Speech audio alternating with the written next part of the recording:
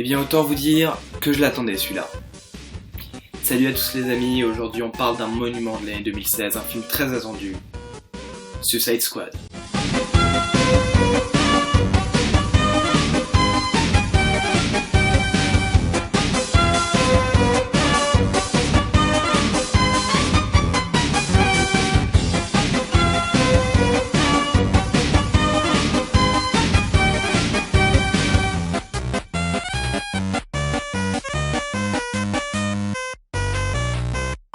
Salut les lumières, chaque année Marvel nous gave, on peut le dire, ils nous en mettent tout le temps plein la vue, mais en même temps beaucoup trop de films. Il y avait les concurrents DC Comics qui se sont dit bah non on va pas se laisser faire et nous aussi on va créer notre univers. Ils avaient fait des films avant comme Batman Returns, Batman The Beginning, enfin tous les Batman, ça c'était du DC Comics, mais c'était des films, comment dire, des films anecdotiques, c'est-à-dire qu'il n'y avait pas de suite prévue, il n'y avait pas d'univers autour qui était très développé.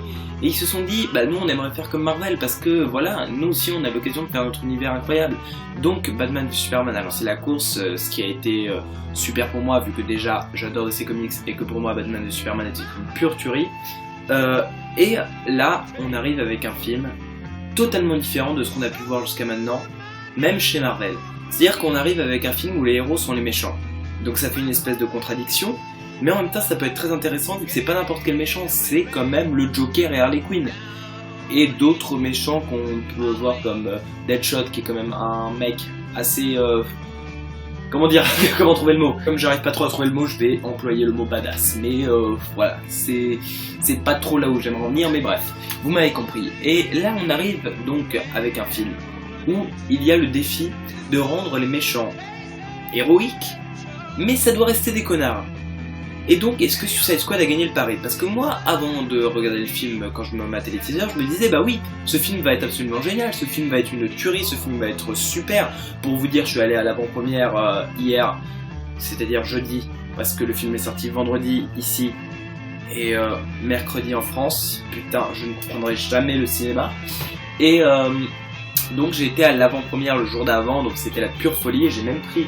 le popcorn et le coca à l'effigie du truc, et je vais les garder parce que ça pète le swag. Et qu'est-ce que je peux penser de Suicide Squad? Eh bien écoutez, dans un sens, j'ai quelques petites déceptions. C'est-à-dire qu'il y a quelques défauts assez maladroits. Je me dis mais qu'est-ce qu'ils ont fait là? C'est très très maladroit de leur part, mais en même temps, j'ai kiffé Suicide Squad.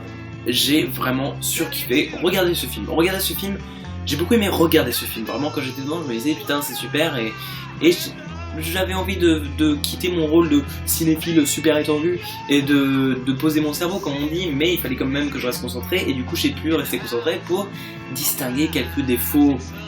Parfois c'est des défauts, tu te dis bon je l'ai vu, mais parfois tu te dis comment ils ont pu laisser passer ça. Donc je vais commencer par les défauts parce que voilà, il faut que je commence par les défauts pour qu'on finisse bien. Les défauts qui se voient vraiment très bien, c'est-à-dire les défauts qu'on voit à l'œil nu, on se dit putain c'est quoi ça?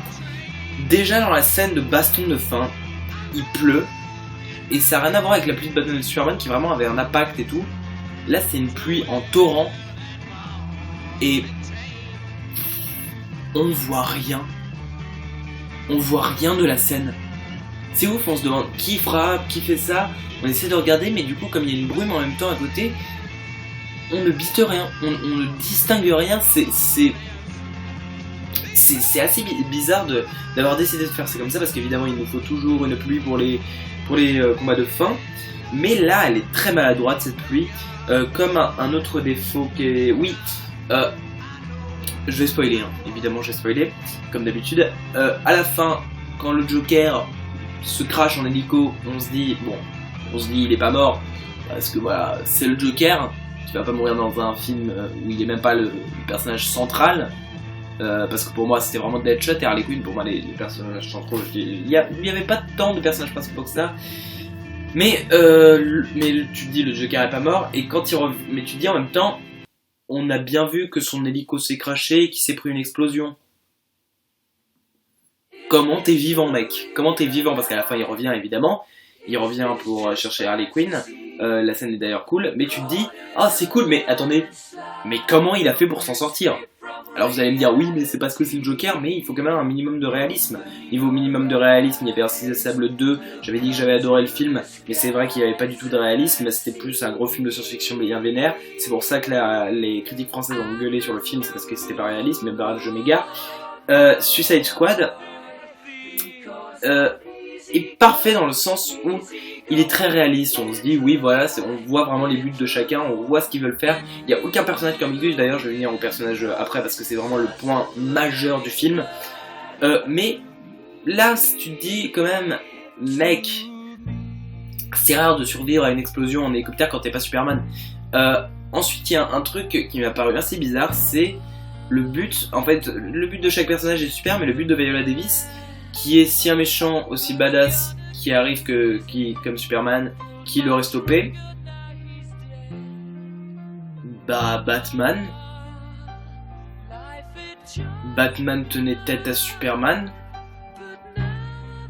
Si ça se trouve je dis une grosse connerie, si ça se trouve vous allez me disliker, vous allez dire que je fais une grosse connerie. De toute façon vous savez l'aventure YouTube, faut vraiment dire tout bien, sinon on se fait déchirer à la gueule par des gros rageux de merde.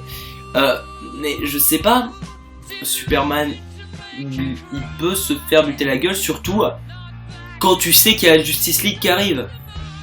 Et que l'entièreté de la Justice League, si tu les mets ensemble, bah, ils poutrent la gueule à Superman. Donc, on se retrouve devant un film, on kiffe carrément notre race, mais on se dit, à quoi est-ce qu'il sert? De toute façon, l'art ne sert à rien, bien évidemment, me diront les gros kikou hipsters. Mais à quoi sert ce film, en quelque sorte? C'est vrai, à quoi sert ce film? Je vais remettre mon écran. À quoi sert ce film, putain de merde? J'essaie de réfléchir, ça a servi à carrément me faire kiffer ma race. Mais au fond, quand on arrive à un but final où tu te dis, en fait, la fin doit te donner une voie vers Justice League, c'est-à-dire que là, il y a Batman et Superman qui veulent jusqu'à Justice League qui est déjà, puisqu'on a déjà les teasers, et là, il y a Suicide Squad qui est sur le côté qui doit se faire sa route. Mais sa route est assez rocailleuse, et oui, je fais plein de métaphores, vous avez vu, c'est assez incroyable. Sa route est assez rocailleuse vu que... rocheuse, putain, qu'est-ce que je dis? Rocheuse, vu que, au final, qu'est-ce qu'on retient? Que le Joker et Harley Quinn sont évadés, et que du coup, bah, ils vont pouvoir venir dans les Justice League, donc ouais, ça fait plaisir. Mais je crois que même sans le film, ça aurait été encore plus énorme. Alors, je dis pas non à Suicide Squad. Je dis pas non vu que voilà, c'était une claque cinématiquement parlant. Mais au fond, le film ne sert à rien. Et c'est assez con parce que Viola Davis, tu lui dis, elle dit j'aimerais réunir des méchants. Alors déjà, tu prends un risque énorme. Alors que si tu vas voir Batman pour lui dire vous la Justice League s'il vous plaît, soyez en gare, ça va. Donc je ne comprends pas du tout le rôle de Viola Davis. Mais après, je vais en venir au personnage. Je crois que c'était un peu les seuls défauts que j'avais à dire. Si la méchante, ok, l'enchanteresse, le personnage de Cara Delevingne est cool, mais son frère, le design déjà est immonde, et surtout, ça aurait pu être n'importe qui, et on s'en fout que ce soit son frère. Il faut vraiment faire un truc pour qu'on nous dise non, on s'en fout pas. Et là, Suicide Squad est un film super à regarder, mais il ne prend pas en compte le terme de vous regardez, vous allez pas vous en foutre. Et c'est très dommage. Mais je pense que c'était les seuls défauts que j'avais à dire par rapport à Suicide Squad. Maintenant, on passe au truc que j'ai aimé. Alors, je vais vous exposer des points positifs, mais parmi tant d'autres, parce que vraiment pour moi, il y avait beaucoup de choses que j'ai adoré dans ce film. Mais j'aimerais commencer par les personnages, et ça, je vais me faire plaisir. Parce que vraiment les persos étaient super. Alors je vais m'aider de mon gobelet pour dire les persos qu'il y avait. Alors commençons par le Joker. Le Joker, oui, putain, déjà que Jared Leto pour faire le Joker c'était une idée de malade et que tu le voyais dans les teasers, tu te disais ça va être super. Mais là il gère, putain, il gère. Et en fait j'avais un peu la peur qu'on allait nous montrer que tout était dans le teaser, toutes ces scènes étaient dans le teaser, oui, en quelque sorte, mais il en rajoute un peu. Jared Leto il se permet, comme par exemple quand y a le mec qui est sur la chaise et il arrive en ronronnant, tu te dis mais Jared Leto s'éclate dans ce rôle, il est vraiment super. Ensuite Harley Quinn, petit coup de cœur, vraiment déjà que Margot Robbie est super pour l'interpréter, mais là ce personnage est tellement intéressant, la scène où elle est sur la voiture, elle pleure, elle enlève son collier et après elle voit les mecs qui arrivent, elle se remet dans son rôle, tu te dis en fait ce personnage est très fort, il est pas juste là pour dire regardez comme notre personnage est taré et comme il est cool. En fait, il a vraiment un background et la relation entre le Joker et Harley Quinn est très bien exposée parce que tu vois qu'Harley Quinn est folle du Joker, mais en même temps, le Joker, tu te dis, quand tu vois les flashbacks, qu'il se sert un peu d'elle, mais en même temps, tu te dis qu'il veut aller la chercher, qu'il veut... Donc, il y a un mystère quand même avec la relation qu'expose le Joker pour Harley Quinn, mais pour Harley Quinn, c'est tout vu, elle adore le Joker et j'ai beaucoup aimé ce personnage, vraiment, il était très intéressant. Après, le personnage, moi, personnellement, qui m'a le plus effrayé, c'est pas le Joker, c'est Killer Croc.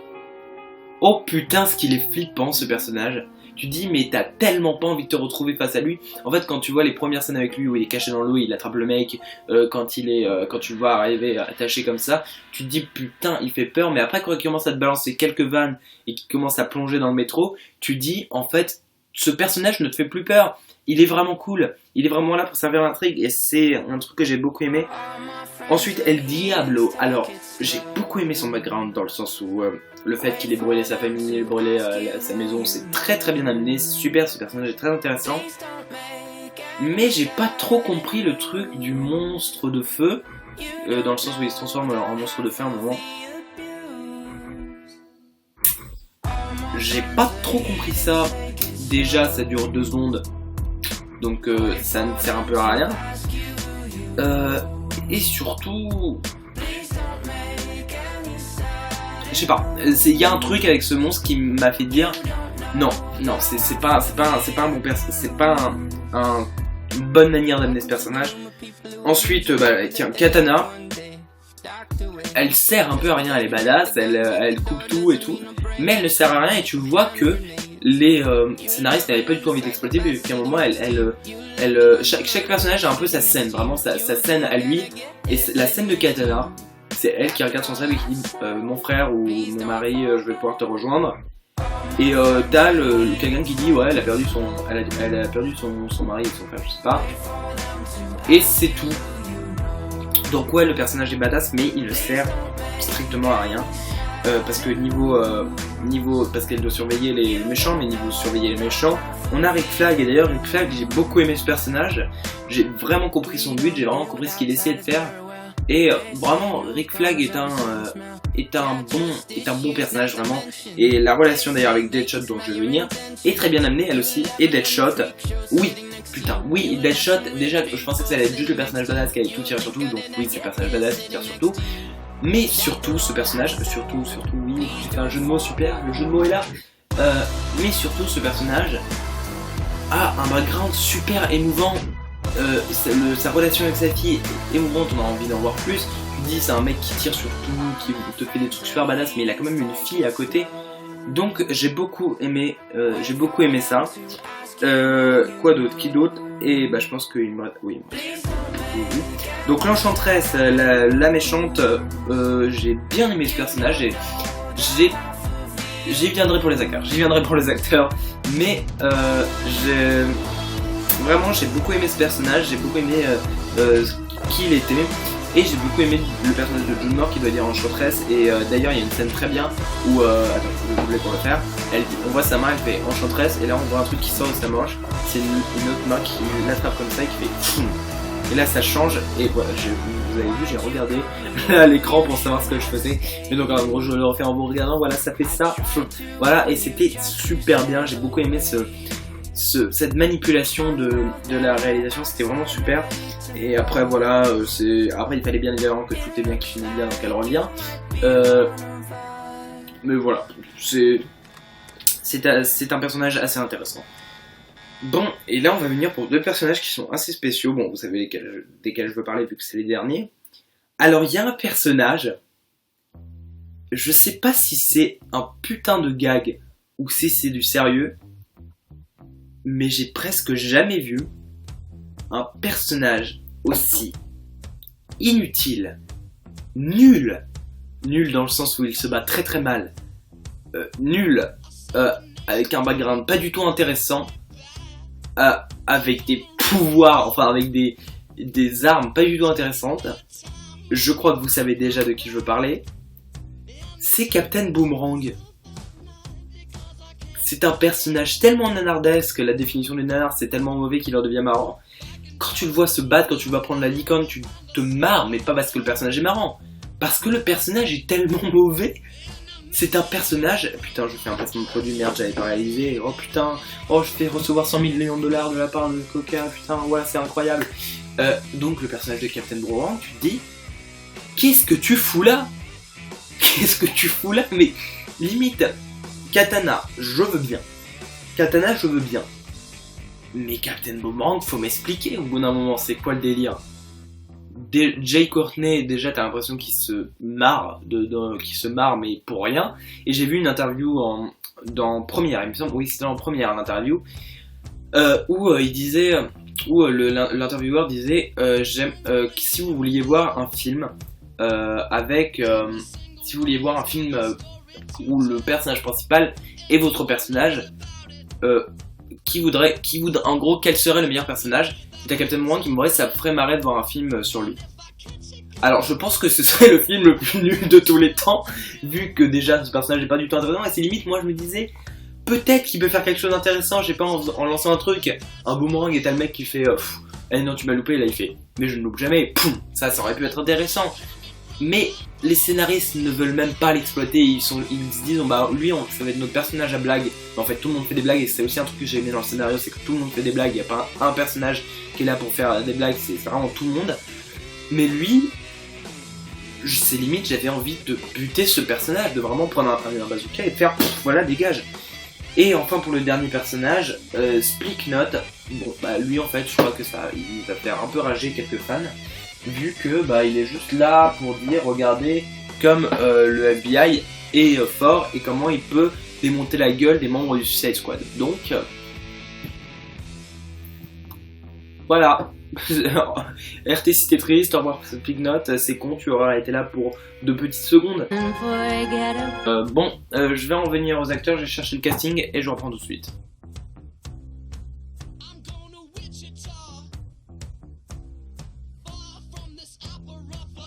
Je me suis juste rendu compte que j'ai oublié de parler du personnage de Viola Davis, mais je pense que je vais en parler avec le casting.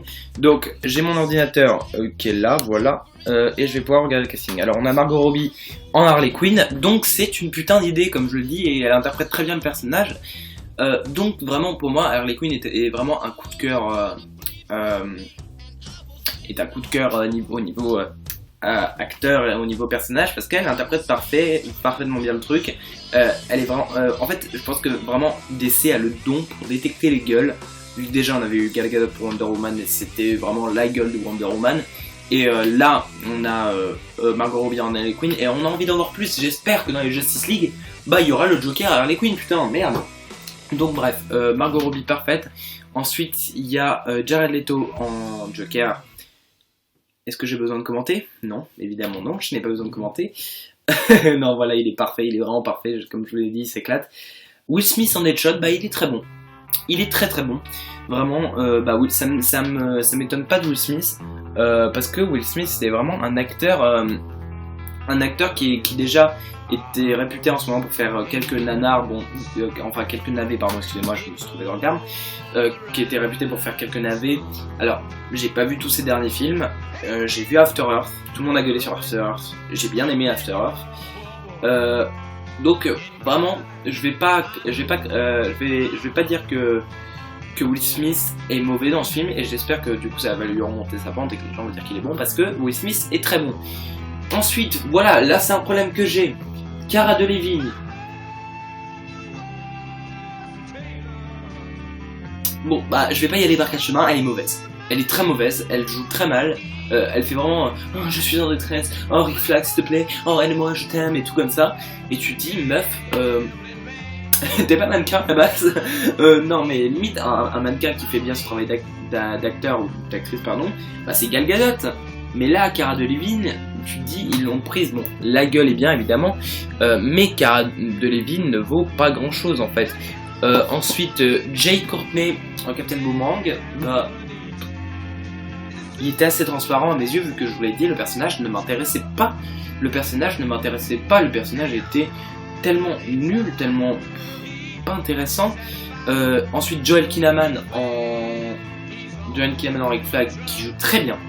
Donc ça aide un peu à booster un peu Cara Delevingne, parce que dans leur scène à deux, bah du coup ça donne une force.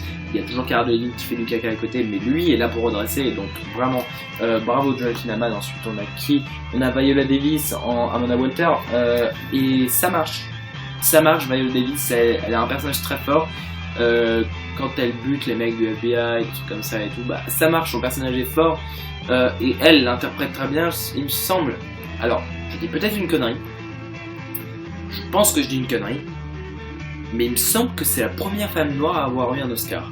S'il vous plaît, dites-moi dans les commentaires, je pense que je dis une connerie. Je sais pas si j'ai raison, si j'ai pas raison, il me semble que c'était plutôt avec Layers the Slave, un truc comme ça.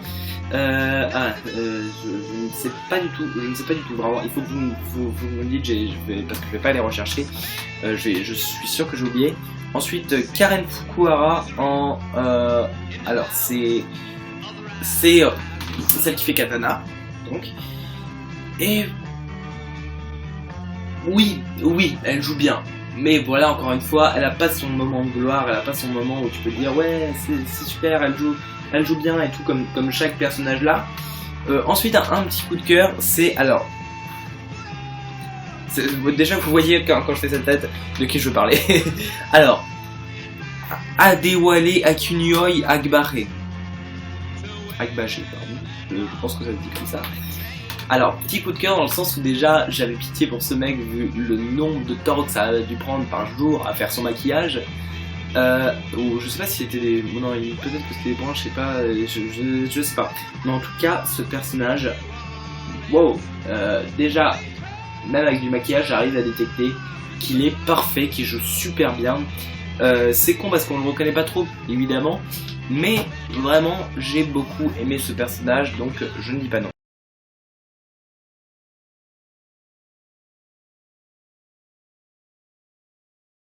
Eh bien, je crois que je vais en venir à ma conclusion. Et pour conclure, je dirais que ce film en vaut la peine, vu que c'est un très bon film. Enfin, c'est un très bon film dans le sens où vous allez adorer le regarder. Quand vous allez le voir, vous allez dire waouh, c'est assez jouissif à regarder. La qualité du film est bonne. Mais moi vraiment j'ai adoré regarder ce film. Donc si vous avez aimé Batman et Superman, vous allez adorer ce film. C'est obligatoire vu que c'est vraiment sur la même ligne directive, et moi j'ai adoré Batman et Superman, donc j'ai beaucoup aimé ce film. Et donc je vous le recommande, et moi je vous dis salut les lumières, mangez du popcorn jusqu'à vous en faire péter le ventre et du coca jusqu'à vous en faire exploser la vessie, c'est ironique bien entendu. On se retrouve pour une chronique, et d'ailleurs allez voir la chronique qui est sortie le même jour que celle-là, que j'ai fait pour m'excuser du retard. Mais j'étais en vacances, voilà, mais tout est expliqué au début de la vidéo sur SOS Fantôme. Donc allez voir des films, parce que si vous allez voir des films, je pompe totalement la phrase de Valentin Bréauret. Bref, je ne sais plus quoi dire, je salive, je vais faire une pause avant de faire la critique sur SOS Fantôme parce que je l'ai pas encore tourné, mais je vais la faire.